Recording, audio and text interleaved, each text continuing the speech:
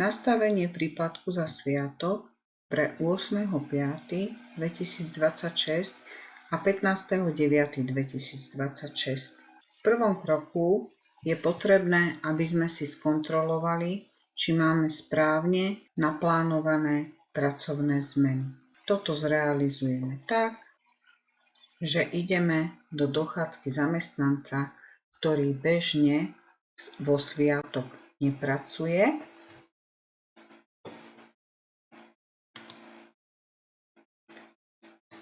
a pozrieme sa, či má na 8.5. naplánovanú dochádzkovú zmenu. Pokiaľ je deň 8.5. zobrazovaný červenou farbou, ešte aj s krížikom, znamená to, že pravdepodobne nemáme nainštalovaný update Humanu a je potrebné toto spraviť. Ak je 8.5.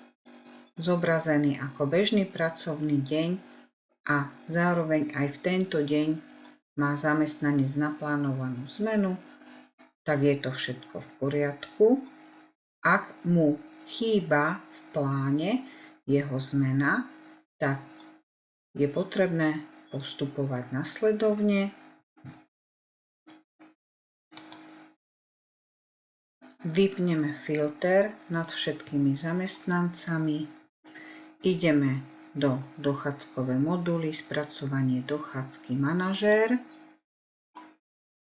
plánovanie, naplnenie plánov, označíme všetkých zamestnancov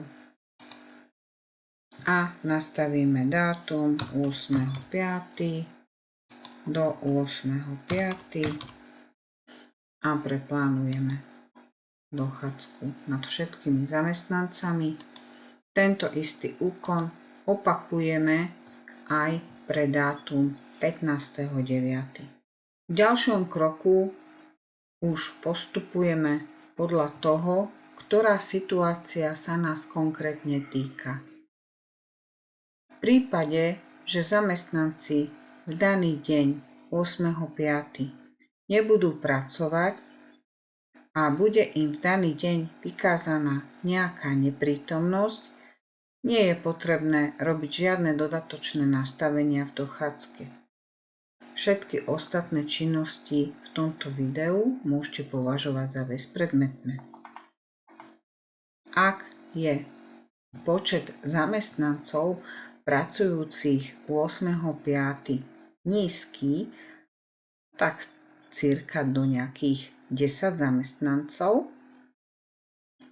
vtedy je najmenej pracný spôsob taký, že tento príplatok si nastavíme ručne v dochádzke.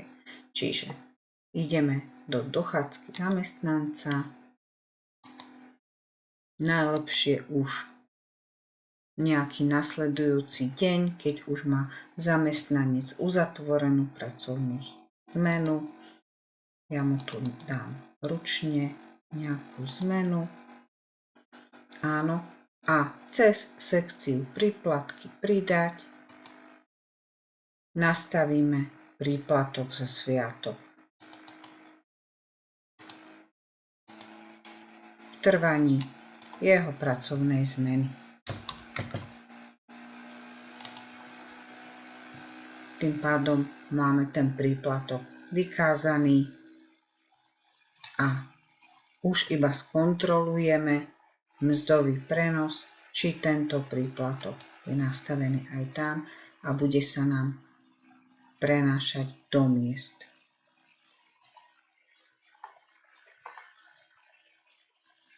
Pokiaľ zamestnancov 8.5. je väčší počet, ale trvanie pracovnej zmeny majú rovnaké, vtedy je vhodné použiť spôsob hromadného naplnenia príplatku. To sa realizuje takto. Ideme do dochádzkových modulov, spracovanie dochádzky služby, údržba dochádzkových dát, hromadné naplnenie, príplatky. Vyberieme zamestnanca alebo zamestnancov a ako obdobie označíme konkrétny deň 8.5.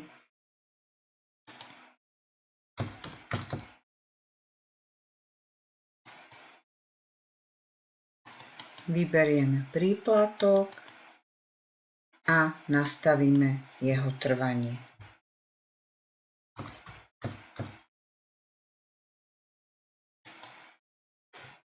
Týmto spôsobom sa nám nastaví vlastne príplatok pre všetkých zamestnancov, ktorí sme vybrali a v danom trvaní.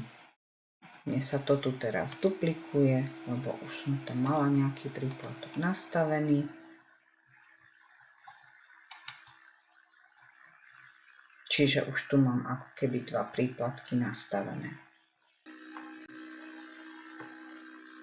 V prípade, že máme väčší počet zamestnancov, ktorí majú rôznu dĺžku pracovnej zmeny, čiže sú to nejakí pružní zamestnanci, alebo máme zamestnancov, ktorí nám pracujú v nepretržitej prevádzke, čiže nevieme konkrétne povedať, či majú na daný deň naplánovanú pracovnú zmenu a nie je pre nás vyhovujúci ani prvý, ani druhý spôsob vykázania príplatku, vtedy môžeme pristúpiť k nastaveniu automatického príplatku. Tento si nastavíme nasledovne. Ideme do dochádzkových modulov, nastavenie, konfigurácia, dátum a čas a do sekcie špeciálne dni si pridáme dátum 8.5.2026 a 15.9.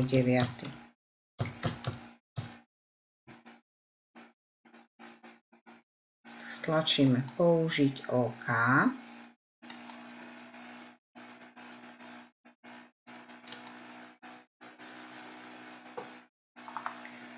A teraz musíme zistiť, akú skupinu automatických príplatkov daní zamestnanci používajú. Najjednoduchšie to zistíme tak, že ideme do dochádzkových modulov osobné údaje a na položke 12 máme zadaný model dochádzky.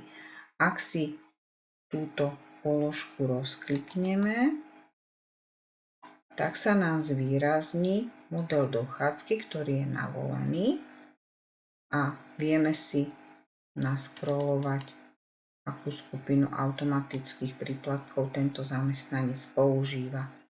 Vidíme, že používa skupinu Standard Office. Ukončíme. A teraz si musíme tento automatický príplatok pridať do tejto skupiny. Keďže automatické príplatky sú viazané na dochádzkovú zmenu, tak je vhodné zistiť si aj, na akej dochádzkovej zmene bude tento zamestnanec pracovať. Čiže vieme si to zistiť tak, že ideme do jeho dochádzky,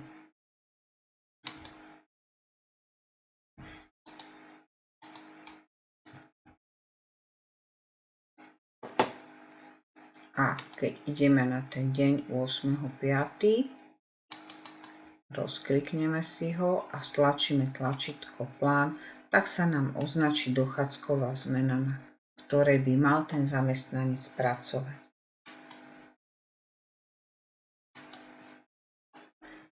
Teraz pôjdeme do dochádzkových modulov, nastavenie,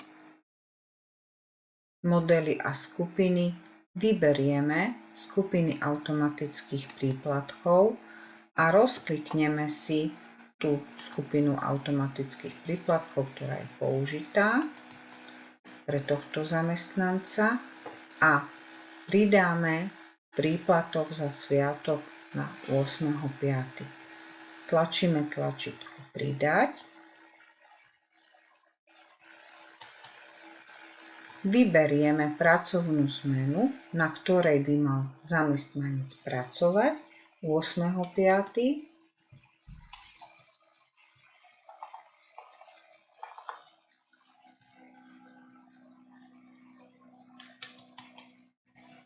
Vyberieme príplatok za sviatok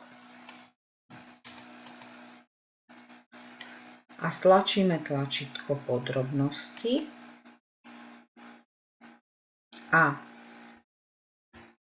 v poličku špeciálne dni označíme dvojklikom deň 8.5. a 15.9. tak, aby sa nám zobrazila taká gulička vedľa týchto dátumov.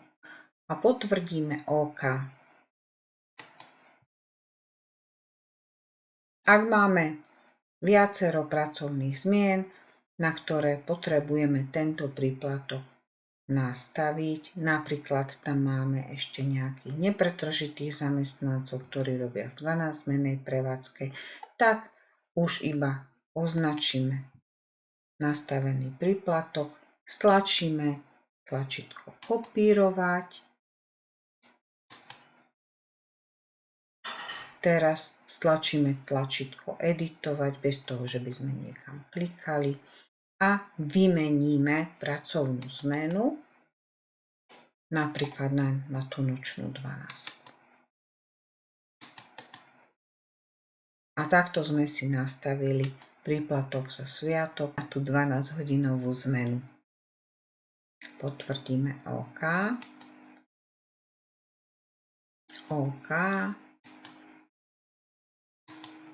A môžeme si overiť nastavenie tak, že ideme do dochádzky zamestnanca.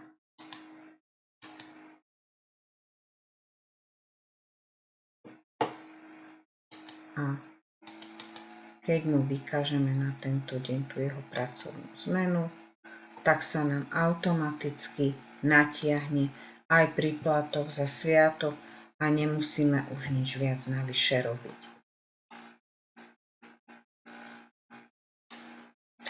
Ak sa jedná o zamestnancov, ktorí bežne vo sviatok pracujú a poberajú príplatok za sviatok, čiže tí nepretržití, po prípade takí zamestnanci, čo bežne pracujú vo sviatok, tak tým už nemusíme nič kontrolovať, tým pádom by sme ich mali mať vyriešených. Ale ak sa jedná o zamestnancov, ktorí bežne vo sviatky nepracujú, môže sa stať, že nebudú mať nastavený prenos tohto príplatku ani v mzdovom prenose do miest. Čiže ak by sme ho aj vykázali v dochádzke, tak nemusí sa nám preniesť do miest. Preto je vhodné si to skontrolovať tak, že si zistíme, aký typ mzdového prenosu má zamestnanec nastavený, a to si zistíme cez dochádzkové moduly, osobné údaje, položka 18, typ mzdového prenosu. Tu vidím, že má štandard 2 plus preplatený kruž a pozrieme sa, či v tomto mzdovom prenose je nastavený aj príplatok za sviatok. Čiže idem dochádzkové moduly, nastavenie, prenos do miest, typy mzdových prenosov. Navolím si jeho mzdový prenos, stlačím tlačítko editovať a pozrieme sa, či máme nastavený prenos príplatku za sviatok.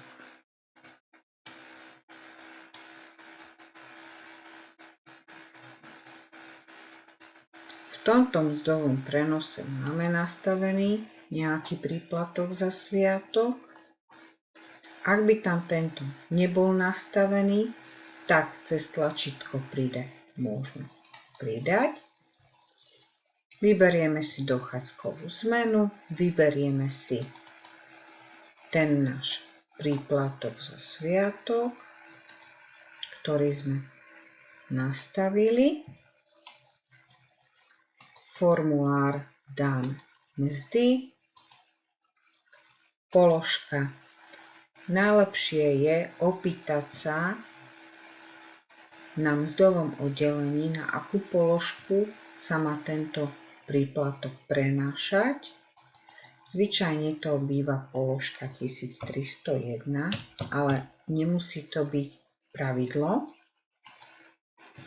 Ak používame externého spracovateľa miest, vtedy je potrebné zadať hlavne typ prenášaného údaju. Ak tento nepoznáme, pretože bežne tieto príplatky neprenášame, zase musíme požiadať spracovateľa miest, pod akým kódom sa má tento príplatok prenášať.